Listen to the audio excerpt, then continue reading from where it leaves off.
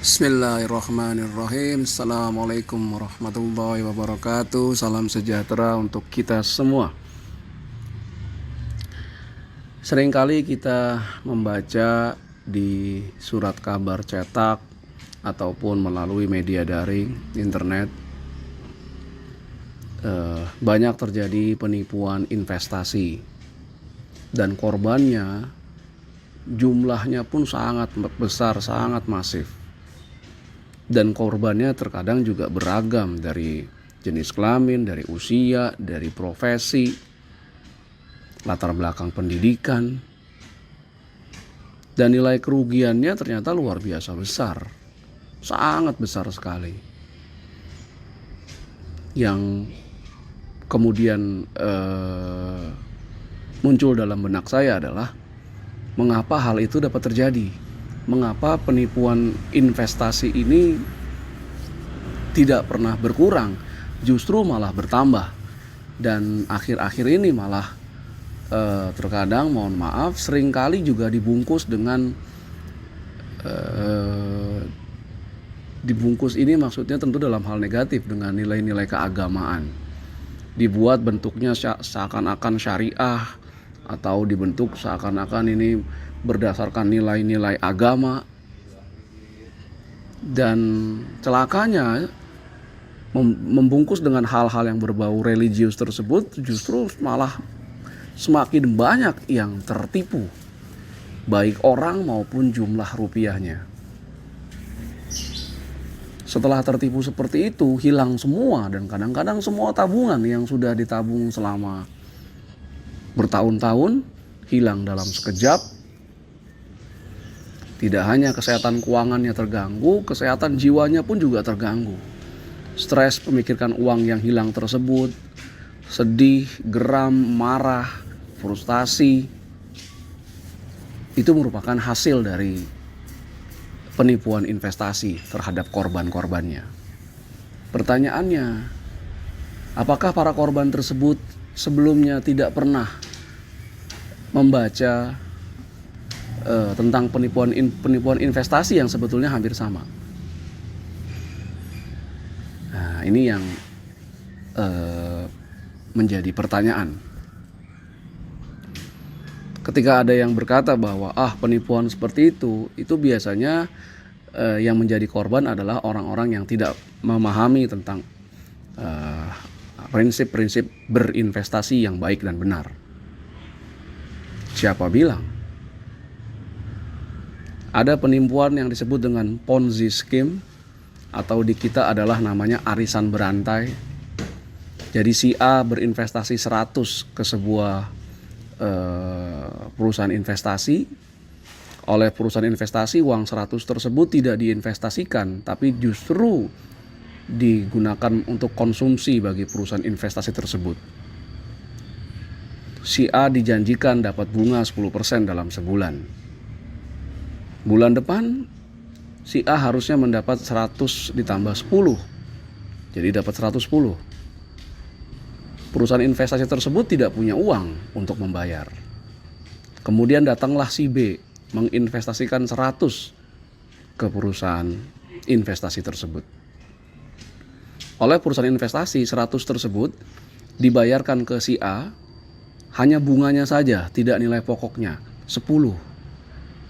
Masih ada 90 untuk mereka belanjakan, untuk mereka gunakan foya-foya dan segala macam. Si A hanya mendapatkan bunga 10.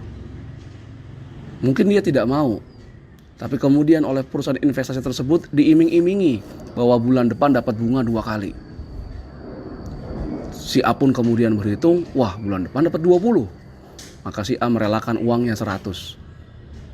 Tetap ada di perusahaan investasi tersebut, atau malah mungkin menambah lagi 100, jadi uangnya ada 200. Diberikanlah ke perusahaan investasi.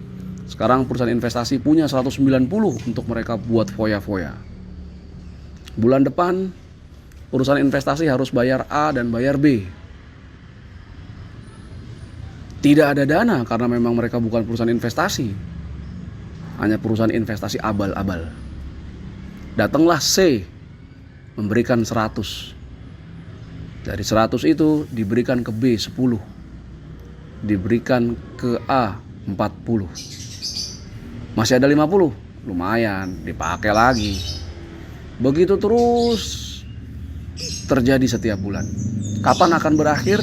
Jika tidak ada lagi yang berinvestasi, maka kemudian perusahaan investasinya mulai tidak bisa membayarkan entah bunga atau pokok dan segala macam. Itu adalah hakikat Ponzi scheme, atau di kita disebut arisan berantai. Ponzi scheme di Amerika yang terkenal adalah Ponzi scheme yang dilakukan oleh Bernard Madoff, mantan chairman dari Nasdaq. Siapa yang kena? Siapa orang-orang yang kena? Bukan hanya orang-orang yang dikatakan tidak mengenal investasi, bahkan orang-orang pintar dan lembaga-lembaga dunia yang punya ahli investasi juga ikut menjadi korbannya. Banyak yang melakukan bunuh diri. Bernard Madoff juga dihukum penjara maksimum. Anaknya ada yang gantung diri, yang satu lagi sakit dan meninggal. Jadi kalau ada yang bilang tidak mengetahui prinsip-prinsip investasi yang baik dan benar, yang akan menjadi korbannya, tidak juga. Kalau saya menarik kesimpulan bahwa memang manusia termasuk saya pada dasarnya memiliki sifat tamak atau rakus atau greedy. Sifat inilah yang harus kita bisa kendalikan.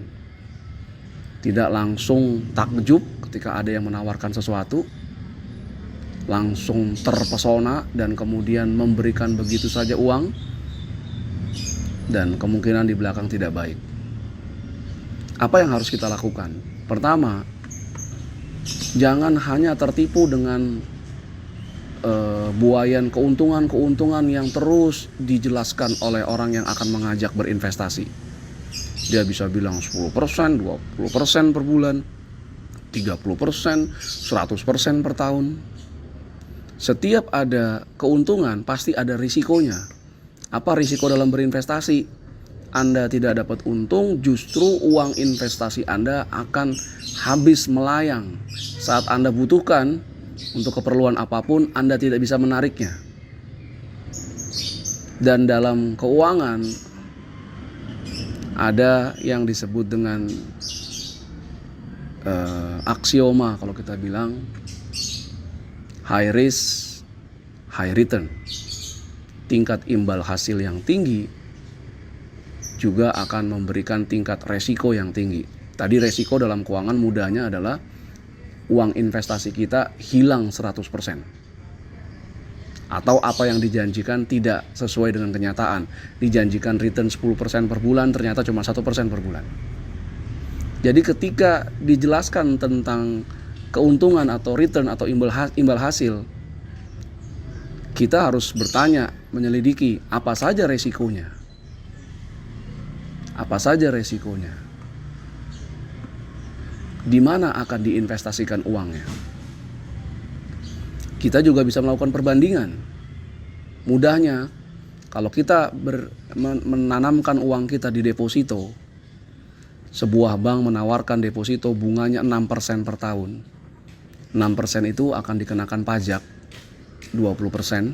Jadi bunga yang kita dapat bersih atau neto adalah 6% kali 1 minus 20% atau 4,8%. Kalau kita bagi per bulannya jadi hanya dapat 0,4%. Kalau ada yang menawarkan tiba-tiba bunga per bulan 5%, kita harus berpikir dulu, mengapa dia bisa memberikan bunga 10 kali lipat dari deposito? Ini diinvestasikan kemana? Produknya apa? Cari informasi tentang orang tersebut, tentang produk tersebut di internet. Lihat komentar-komentar yang ada. Sekarang zamannya sudah teknologi informasi sudah berkembang begitu rupa. Lihat.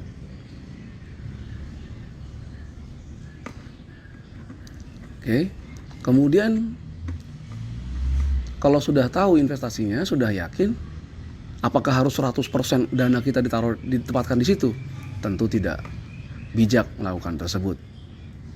Kita harus membuat yang disebut dengan istilah portofolio. Uang yang ada kita tempatkan di berbagai alternatif investasi. Jika ada satu yang rugi, diharapkan ada satu yang untung. Jadi tidak semuanya rugi kalau kita tetap terapkan dalam satu tempat atau wadah khusus. kita juga harus bersikap curiga kalau ada orang yang mengiming-imingi tingkat keuntungan atau imbal hasil yang tinggi dalam investasi. Sekarang saya ingin mencoba mengajak kita berpikir, kalau kita memiliki suatu usaha atau apalah investasi yang memberikan kita keuntungan 10% atau 20% per bulan atau 100% per tahun, dan kita punya uang, mengapa kita tawarkan ke orang lain, tidak kita sendiri yang investasi? Nah, itu pertanyaannya. Apakah orang mau membagi tentang keuntungan, informasi tentang keuntungan, bukannya dia malah simpan sendiri? Jadi apa yang dia bagi sebetulnya? Kita harus bersikap waspada. Jadi banyak penipuan investasi terjadi karena korban investasinya selalu hanya berpikirkan untungnya, returnnya, tanpa berpikir apa resikonya. Kenapa dia bisa dapat seperti itu? Nah, jadi kesimpulannya ketika berinvestasi, selain return, ingat ada risiko.